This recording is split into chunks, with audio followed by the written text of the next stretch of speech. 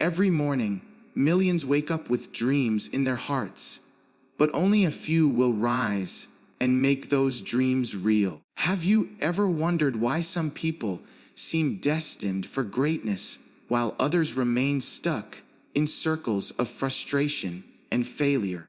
The truth is brutal, but it's also liberating. Only 2% succeed, 98% don't. And once you understand why, you can choose which side you want to be on. The difference between a life of greatness and a life of regret begins with a decision.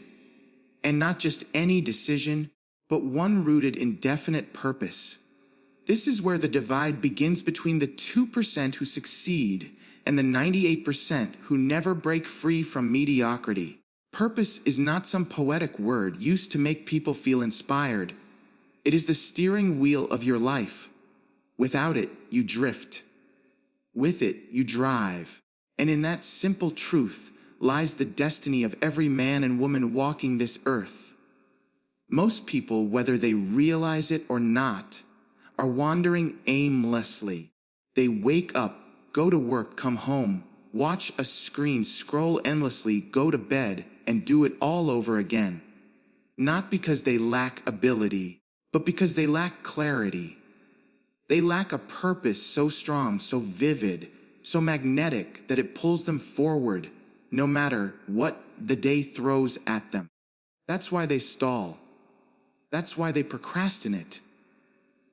That's why they say things like, "I'll start tomorrow," or "maybe one day." But the people who succeed, the top 2%, they never rely on a one day.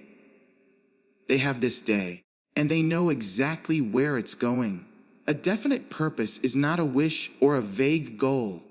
It is a clear, specific, emotional target. It is when a person plants a flag in the future and says, "This is who I will become. This is what I will build."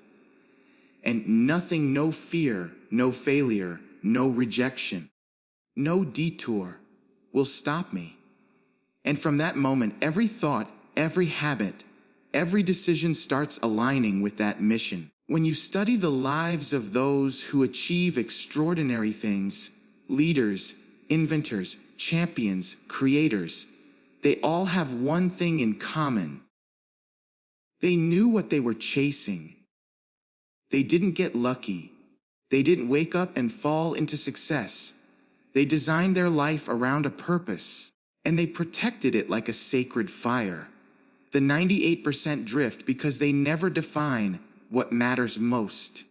They react to life instead of directing it. They move from job to job, relationship to relationship, hobby to hobby, chasing the next attraction instead of building something that lasts. Why? Because defining your purpose demands honesty. It demands looking in the mirror and asking hard questions. What do I really want? Why does it matter to me? What am I willing to sacrifice to get it? These questions strip away the excuses and force you to confront the truth. Most people don't lack time or talent. They lack direction. They lack focus. And without it, the potential remains buried. Purpose is powerful because it rewires how you see pain and struggle. When you have a definite purpose, discomfort becomes a price you're willing to pay. You're no longer afraid of hard work. You welcome it. You stop quitting when it gets hard because now you know why you're doing it. You can endure almost any. How? When you're deeply connected to your why. Definite purpose also creates energy. Not the kind of energy that comes from caffeine or temporary motivation, but real soul, deep energy. It wakes you up before the alarm clock. It keeps you moving after most people stop. It replaces laziness with urgency. Because now you're not just working hard. You're working towards something. That difference is everything. But here's the tragedy. Most people go their entire lives without ever discovering that power. Not because it's hidden, but because they never stopped long enough to ask, What do I want this life to stand for? They chase money without meaning. They pursue success without soul. And they wake up one day surrounded by stuff, but empty inside. Because success without purpose is still failure. You can't live a powerful life without a powerful reason behind it. Purpose is that reason. And it's not something you wait to find. It's something you decide. You choose it, you define it. And once you do, everything changes. Your habits change. Your circle changes. Your standards rise. You start living intentionally. You stop wasting time. You start saying no to distractions and yes to discipline. You stop living for the weekend and start living for the vision. Because now you're not just surviving.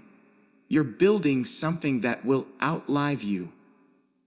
So ask yourself, do I have a definite purpose guiding my every move?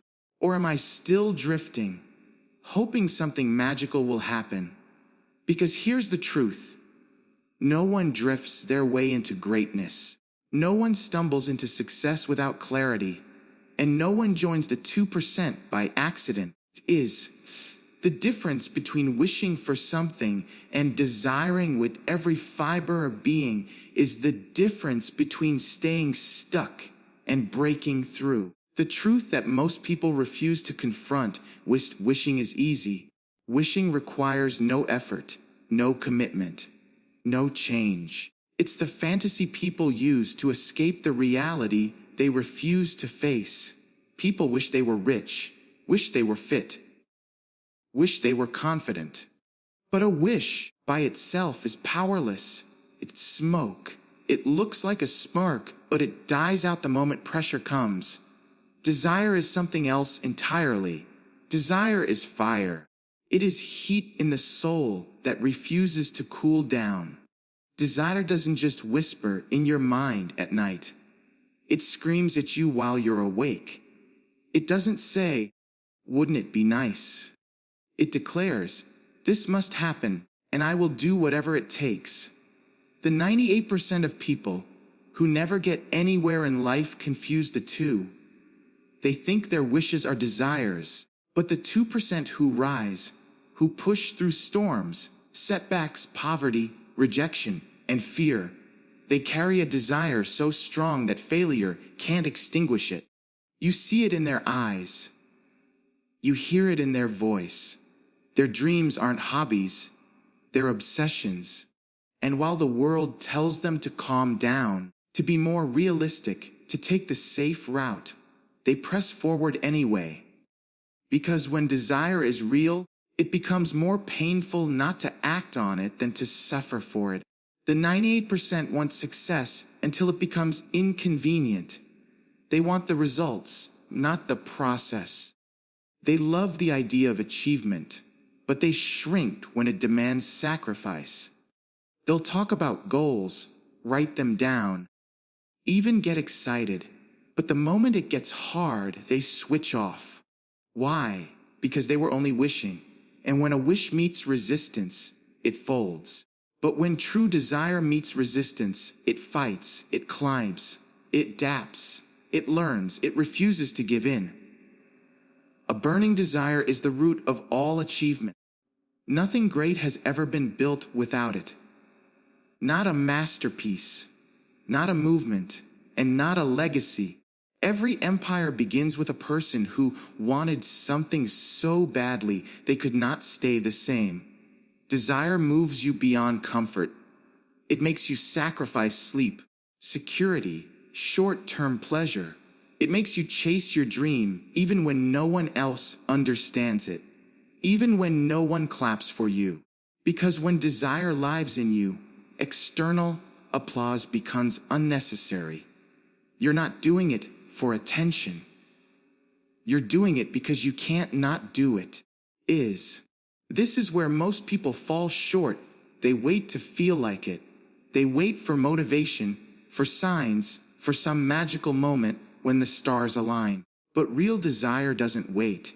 It acts. It doesn't need conditions to be perfect. It creates its own conditions. The top 2% are not more talented than the rest. They simply want it more, and they prove it with consistent action.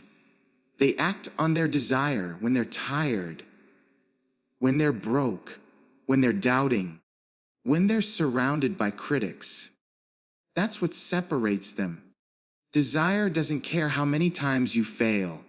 In fact, it expects failure and keeps pushing anyway. Wishing expects ease. Desire expects resistance and still shows up. That's why so many people talk a big game and live small lives. Their desire is too weak. They want it if it comes easy. The 2% want it even if it breaks them down and makes them start over 10 times. When you really want something, the universe doesn't need to hand it to you. You will build it. You will grow into it. You will become worthy of it. But you will never do that from a place of passive wishing. You will only do it from a place of fierce, relentless, soul-deep desire that won't let you settle. And here's the truth.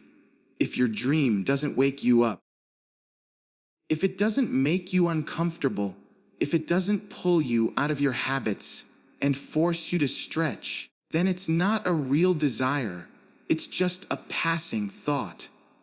It's a temporary itch, not a lifelong hunger. You have to be honest with yourself.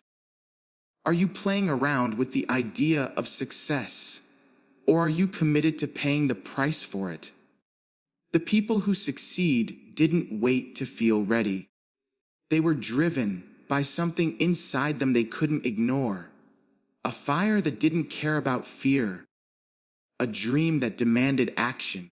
A purpose that haunted them until they built it. The reason most people never see the life they dream of isn't because they don't know what to do. It's because they don't do it. The difference between those who succeed and those who remain stuck isn't intelligence, talent, or opportunity. It's discipline.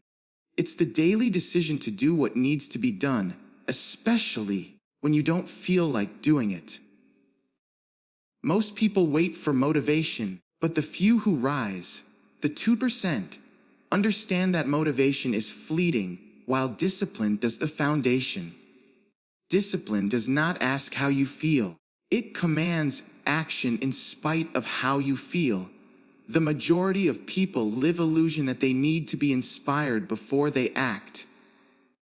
They say things like, "I just don't feel motivated today." Or, "I'll start when I'm ready. I need to feel it first." But that mindset is exactly why they stay where they are. Discipline doesn't care about feelings. It's the habit of showing up again and again until your actions become part of your identity. You no longer need to push yourself because your standards carry you. You don't need hype when your habits are built. The 98% act only when it's convenient, when it's exciting, when it's easy. The 2% act because it's necessary, because the goal demands it. Discipline is what separates the dreamers from the doers. The 98% often confuse planning with progress. They spend hours researching, visualizing, talking about their goals, writing to-do lists, and then never actually execute. They're busy but not productive. Active but not effective. They mistake movement for momentum. But the 2% don't waste energy pretending to be productive. They do the work, quietly, consistently, even when no one's watching. Especially when no one's watching, because they understand that success isn't earned in grand gestures. It's built in the small, repeated disciplines that compound over time. Discipline is the muscle that gives structure to your desire. Desire alone can light the fire, but without discipline, it burns out. Anyone can want something. Wanting is easy, but the people who rise above mediocrity are the ones who build systems, routines, and rituals that keep them locked in even when life throws chaos their way. While others sleep in, they rise early. While others scroll aimlessly, they study, train, build. While others find excuses, they execute. Not because it's fun, not because it's easy, but because they made a promise to themselves, and they refuse to break it. Let's be honest, the reason most people fail isn't because they hit obstacles. It's because they lack the emotional maturity to remain consistent through the boring, uncomfortable, ordinary days when nothing seems to be working. They get excited when results show up fast, but they fall apart when the results don't come on their schedule. They don't understand that discipline means doing the right thing long enough, consistently enough to earn the reward. The 2% are patient with results, but ruthless with effort. They don't take days off from their purpose. You don't become successful by accident. No one accidentally writes a book, builds a business, transforms their body, or becomes a leader. These things are earned. They are built in the dark, when no one is clapping, when no one sees the grind, when you're tired and the only thing keeping you going is your commitment. Discipline means deciding who you want to be and then acting like that person, even on the days you feel like a fraud, even on the days you're exhausted, even when no one believes in you.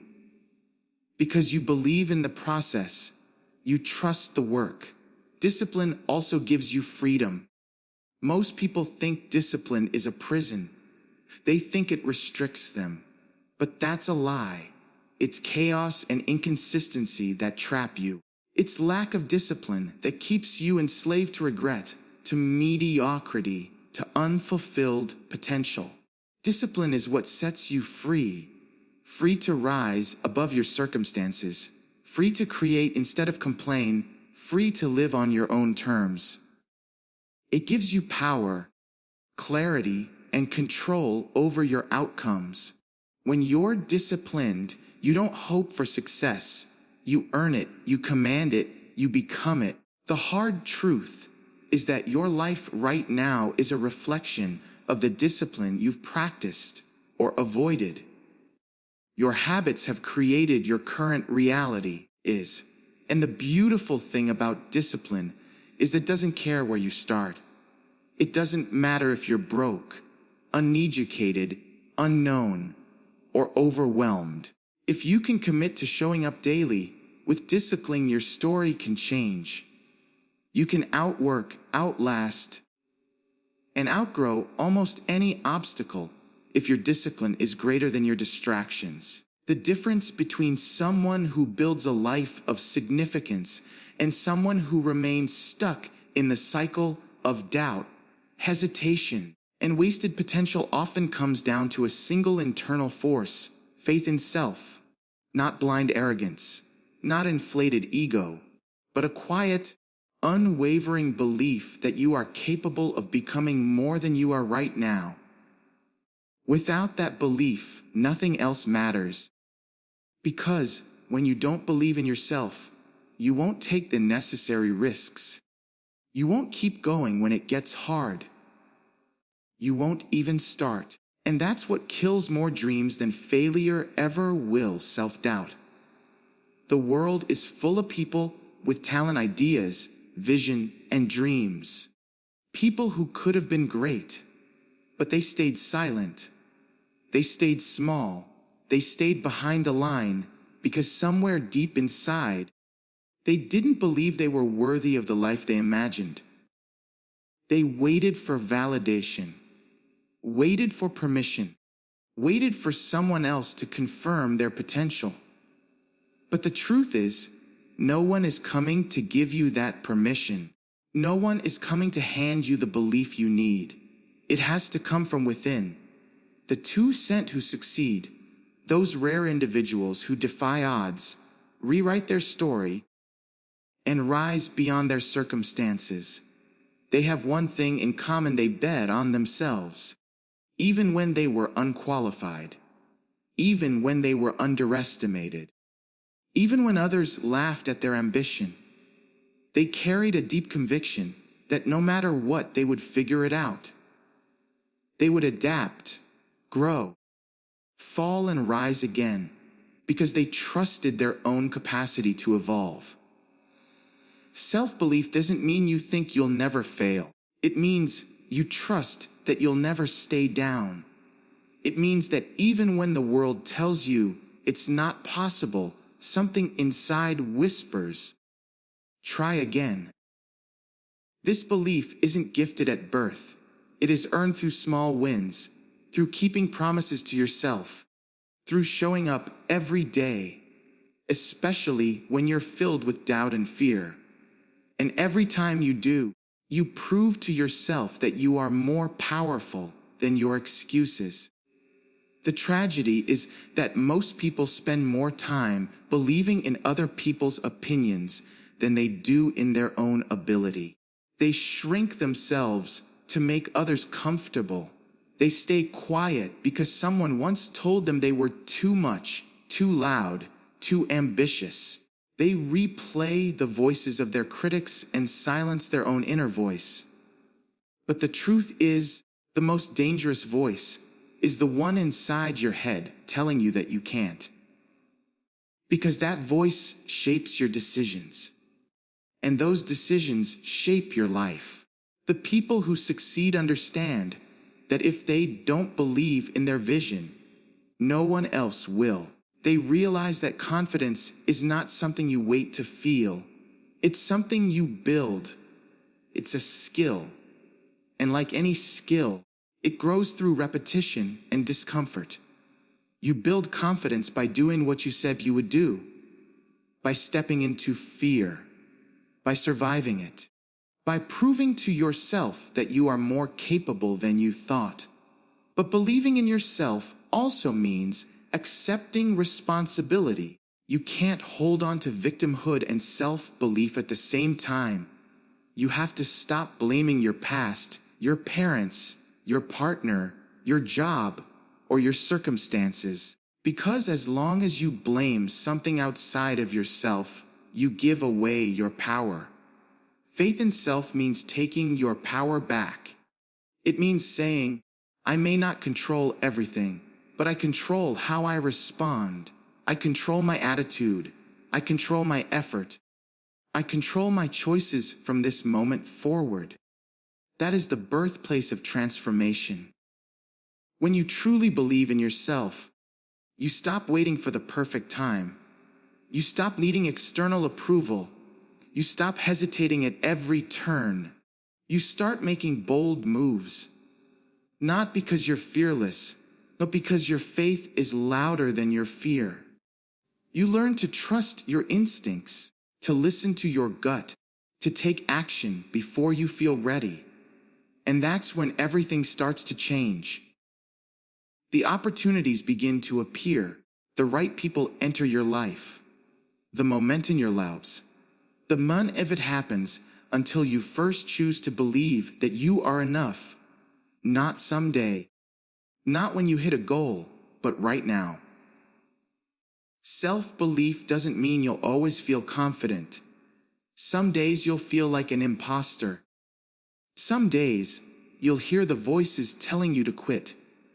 But if you can hold onto that thread of belief, if you can remind yourself of your purpose, your why, your vision, you will outlast the doubt. Because faith in yourself is not a loud, flashy display. It's a quiet decision, repeated every day, to keep moving forward no matter what. One of the greatest illusions that traps people in mediocrity is the belief that failure is something to fear, something shameful, something final. It isn't. Failure is not the enemy, it's the teacher. It is the curriculum of every successful life. The hard truth is that you cannot grow without failing, and you will never succeed if you refuse to learn from your losses. The 2% understand this at their core. They do not fear failure. They use it. They study it. They get closer to it than most would dare because they understand something the 98% don't. Failure isn't a stop sign. It's feedback. Most people fall apart the moment they stumble. They treat every mistake like a confirmation of their deepest insecurities. They miss a shot and assume they aren't talented. They get rejected and assume they aren't worthy. They launch something that flops and tell them flop sops they should have never tried in the first place. That mindset is not only destructive, it's false. Because failure is not telling you to stop. It's trying to show you what doesn't work so you can adjust and evolve. It's not the end of the road. It's part of the path. Ask anyone who's achieved anything worthwhile, and they will tell you they failed more than anyone else. But they didn't let those failures define them. They let them refine them. The difference between the 2% and everyone else is not that they failed less. It's that they refused to let failure mean they were failures. They saw failure as a necessary step toward mastery. Because you don't become excellent by getting it right the first time. You become excellent by correcting, rebuilding, learning, and repeating until excellence becomes inevitable. You cannot grow in your comfort zone. Growth requires struggle, setbacks, and discomfort. And nothing brings discomfort faster than failure. But in that discomfort lies your breakthrough. Every time you fail, the world is giving you information. Real, honest data that reveals where you need to improve. It shows you what your weaknesses are. It points out the gaps in your thinking, your planning, your execution. But if you're too proud to learn from it, or too afraid to try again, you'll miss the very lesson that could have elevated you. The 98% often avoid failure at all costs. They play small, aim low, and settle for what's safe. Because they've been conditioned to believe that failing is fatal. But avoiding failure is just a slower form of self-destruction. Because every time you choose safety over growth, you shrink your potential. You silence your ambition. You tell yourself the lie that who you are now is all you'll ever be. The cost of avoiding failure is paid in regrets later in life, and that price is far more painful than any short-term embarrassment. The 2% know something the rest don't. Failure doesn't destroy you, ego does. When your identity is tied to always being right, always succeeding, always winning, then failure becomes a threat to your self-worth. But when your identity is built on becoming, on evolving, on progress, not perfection, then failure becomes fuel. Every fall becomes feedback. Every setback becomes a stepping stone. Every no becomes a redirection, not a rejection. Think about a baby learning to walk. They fall hundreds of times before they figure it out. But they don't stop trying. They don't take those falls as a reason to quit. They don't say, walking just isn't for me. They get up again and again and again.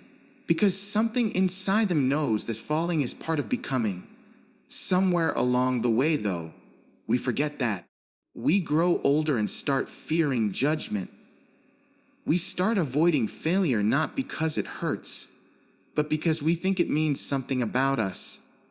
It doesn't. Failing doesn't mean you're broken. It means you're in process.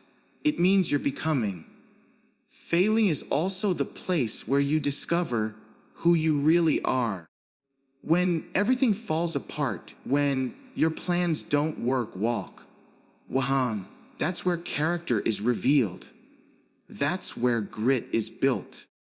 That's where resilience is forged. Anyone can smile when everything's working. But who are you when nothing goes right? Who are you when you gave your best and still came up short? That's where the foundation of success is laid. Not in comfort, but in crisis. So if you're going to chase something meaningful, you will fail. That's guarantee. But you have a choice. You can either let failure define you, or you can let it direct you. You can either run from it and stay small, or you can face it, learn from it, and grow stronger. The ones who rise, the 2%, they expect failure, they invite it, because they know that on the other side of failure is the version of themselves they've never met, but are meant to become. If there is one truth that people consistently underestimate in their journey to success, it is this: you will never rise beyond the environment you tolerate. You can have the best goals, the most detailed plans, the strongest drive, but if you are constantly surrounded by small minds, toxic energy, or people who drain your ambition, you will eventually become just like them. The 98% of people who never fulfill their potential don't just struggle with lack of talent or discipline. They often stay in the wrong environment far too long. The 2% who rise understand this growth is not just about what you do, it's about who you do it around. You become what you are exposed to. That's not just a metaphor. It's a reality. Energy is contagious. Mindsets are contagious. Conversations are contagious. Whether you like it or not, the people around you shape your thinking, your standards, and your beliefs. If you spend every day around people who complain, make excuses, blame others, and fear change, that mentality will slowly infect you, even if you start with ambition in your heart. Because no one can stay clean while swimming in dirty water. The 2% know this, and they're ruthless about protecting their space. They guard their time, their energy, and their circle like their life depends on it. Because it does. They don't casually hang out with people who have no vision. They don't seek validation from those who gave up on their own dreams. Instead, they surround themselves with builders, with fighters, with visionaries, with people who challenge them, elevate them, and hold them accountable to a higher standard. And most importantly, they create or join what has long been called a mastermind, a group of individuals united by a shared mission to grow, succeed, and build something greater than themselves. A true mastermind isn't just a group chat or a friendly meetup. It's a conscious, committed alliance of minds that work together to sharpen each other's focus, support each other's progress, and speak truth when someone falls off course. The 2% seek out these environments because they understand that success is never a solo act. Every great achievement, every major breakthrough, every giant leap forward always had the fingerprints of a powerful community behind it. The idea of the self-made person is a myth. No one wins alone. You either rise with others or you slowly sink in isolation. But here's where most people go wrong. They cling to the familiar. They stay in circles where they are the smartest, most motivated, most focused person because it makes them feel superior. But that's not growth. That's ego. If you are always the most driven person in the room, you're in the wrong room. The 2% deliberately put themselves in environments where they are stretched, where they are challenged, where they feel uncomfortable because others around them are playing at a higher level. They don't fear being the least experienced in the group. They seek it out because they know it forces them to rise. The 98% often struggle with this because they are emotionally attached to the people who hold them back. Friends who say, "You've changed," When you start improving your habits, family who mock your ambitions because they've never dared to chase their own, co-workers who gossip and complain all day, making you feel guilty for wanting more. These are the anchors that keep people stuck. But here's the truth. The cost of staying loyal to people who are disloyal to your growth is a life of quiet frustration. The 2% understand that if you want to elevate your life, you must outgrow some relationships, not with bitterness, but with clarity. It doesn't mean you stop loving people. It means you stop letting them influence your direction. It means you learn to say, I love you, but I can't stay where you're comfortable. I've got work to do. I've got places to go. And when you do that, when you consciously choose to build an environment that reflects your future, not your past, everything changes. Your focus sharpens. Your energy rises. Your standards increase. You stop needing motivation because your environment becomes your motivation. And let's be honest, it's not always easy to find these circles. Sometimes you'll feel like the only one in your city, your family, your workplace who wants more out of life. That's okay, because in the beginning, you might have to build your own tribe. Start with one person, one connection, one conversation, and over time, your environment will evolve as you evolve. You'll begin attracting the right people because your energy, your commitment, purpose will act like a magnet. And suddenly, you're no longer walking alone. You're climbing with people who refuse to let you fall. If there is one trait that separates those who merely start and those who actually finish, it is not talent, intelligence, or even opportunity. It is persistence beyond pain. The truth that many people don't want to accept is this: the path to anything extraordinary will hurt. You will face doubt. You will face pressure. You will face pressure. You'll be exhausted, misunderstood, and tested in ways you never expected. And it's in those moments when your energy is gone, when your motivation has vanished, when everything in you wants to give up, that your future is decided. The 98% stop when it gets painful.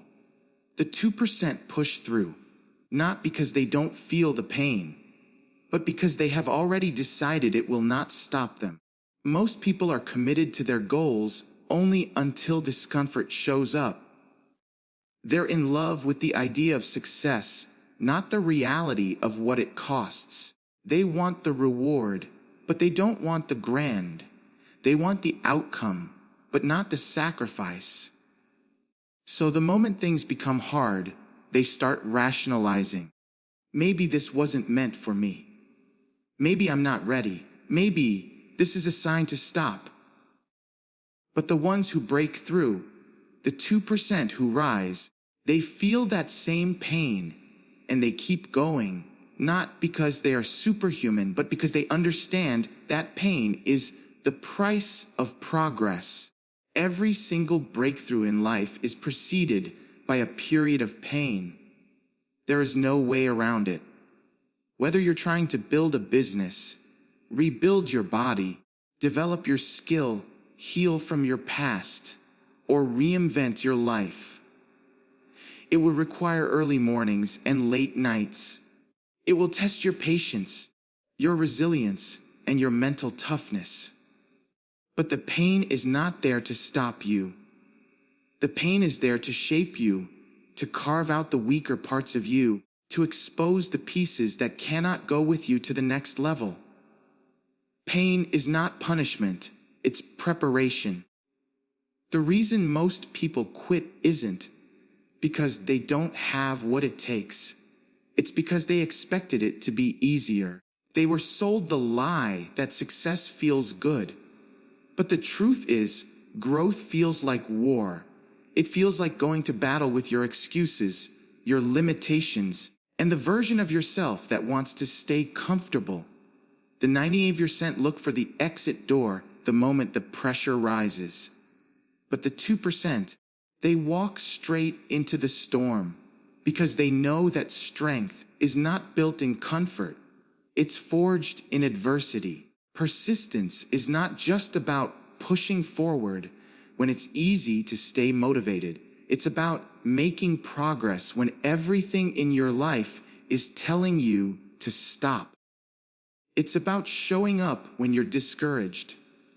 It's about doing the work when the results haven't shown up yet. It's about trusting the process when it seems like nothing is working. It's refusing to let your emotions dictate your actions. Because if your effort depends on how you feel, you will never go the distance. The ones who succeed have made a decision. I may be tired, but I will not quit. I may be afraid, but I will not stop. I may be afraiding, but I will not back down. Pain will come, that's guaranteed. But so will progress if you keep going. Every day you persist, you're building something inside you that can't be taken away. Grit, discipline, self-respect. Most people think the greatest reward is the goal they're chasing, but the real reward is who you become by refusing to quit. That version of you, the one who gets up when no one's watching, who stays loyal to their vision even when no one believes in it, is a version the world cannot ignore. You become unstoppable not because you feel powerful, but because you persist through the moments you feel powerless. What most people don't realize is that breakthrough often comes just after the breakdown. It's usually darkest right before the moment something shifts. But most quit right there, right when it was about to change. They walk away not realizing they were inches from the door. The 2%, they keep pushing, they keep grinding. They've trained their mind to see pain as a signal to lean in, not step back, because they understand something most don't. Anything worth having will test your capacity to endure. You will cry. You will question everything. You will lose people. You will want to escape. But if you stay with it, if you keep fighting through the noise, through the doubt, you'll discover a strength you didn't know existed. Not a strength that looks impressive on the outside, but a strength that can carry the weight of your future. Because once you've suffered for something, you own it in a way that no one can take from you.